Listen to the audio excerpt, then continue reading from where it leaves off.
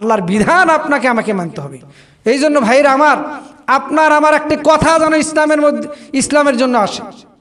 আপনার আমার জবানের দ্বারা যদি একটা ইসলামের উপকার হয় তো আপনার আমার জন্য মঙ্গল। এই জন্য আল্লাহ রাসূল বলছেন যে তোমার জবানের দ্বারা তুমি ইসলামের খেদমত করো, তোমার ধনের দ্বারা তুমি ইসলামের খেদমত করো, তোমার মালের দ্বারা ইসলামের খেদমত করো, তোমার জানের দ্বারা ইসলামের খেদমত করো। আল্লাহ বলছে তিনটা জিনিস যার মধ্যে আছে সে হলো খাঁটি মুমিন।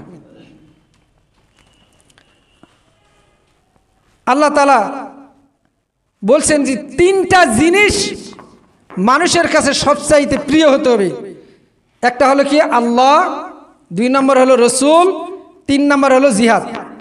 আল্লাহ তাআলা বলছেন কুল ইন কানা আবাউকুম ওয়া আবনাউকুম ওয়া ইখওয়ানুকুম ওয়া আজওয়াজুকুম ওয়া আশীরাতুকুম ওয়া আমওয়ালুন ইখতারাফতুমুহা ওয়া তিজারাতুন তাখশাউনা কাসাদাহা ওয়া মাসাকিনু তারদাউনাহা আহাব্বা ইলাইকুম মিনাল্লাহি ওয়া রাসূলিহি ওয়া জিহাদিন ফি সাবিলিহি ফাতারাব্বাসু হাত্তা ইয়াতিয়াল্লাহু বিআমরিহি ওয়াল্লাহু লা ইয়াহদিল কওমাল ফাসিকিন।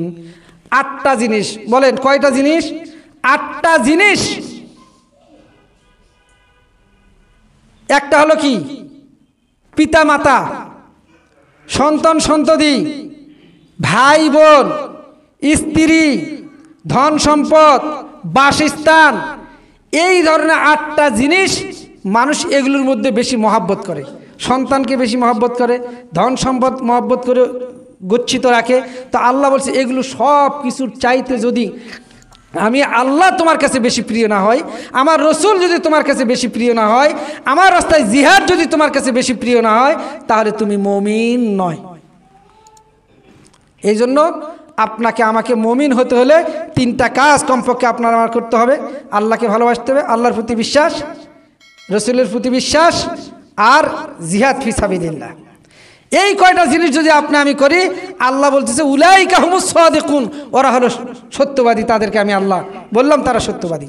এই জন্য ভাইরা আমার, আপনার আমার জীবনের যেই আজকের আলোচনা হলো, এই আলোচনাতে আমরা কি কি পেয়েছি? 1 নম্বর হলো আল্লাহ তাআলার কঠিন শাস্তির থেকে পরিত্রাণ পাওয়া যাবে, আর আল্লাহ রাস্তায় জিহাদ করা হলো উত্তম ব্যবসা। জীবনের সব গুনাহ আল্লাহ মাফ করে দিবেন, জান্নাত দান করবেন। এরপরে আল্লাহ তাআলা পছন্দ মতো নেয়ামত আপনাকে দিবেন, আপনার আমার পছন্দ মতো মনোমুগ্ধকর বাসস্থান জান্নাতের মধ্যে আল্লাহ তাআলা দিবেন। আর এগুলো অর্জিত হবে রসুল সাল্লাল্লাহু আলাইহি সাল্লামের প্রতি ঈমান আনলে, আল্লাহর প্রতি, রসুলের প্রতি যদি আপনি আমি ঈমান আনি আর নিজের জানমাল আল্লাহর রাস্তায় জিহাদের জন্য ব্যয় করি, তা আল্লাহ তাআলা বলছে তোমরা খাঁটি মুমিন। আল্লাহ তাআলা আমাদের সকলকে আমল করার তৌফিক দান করুন।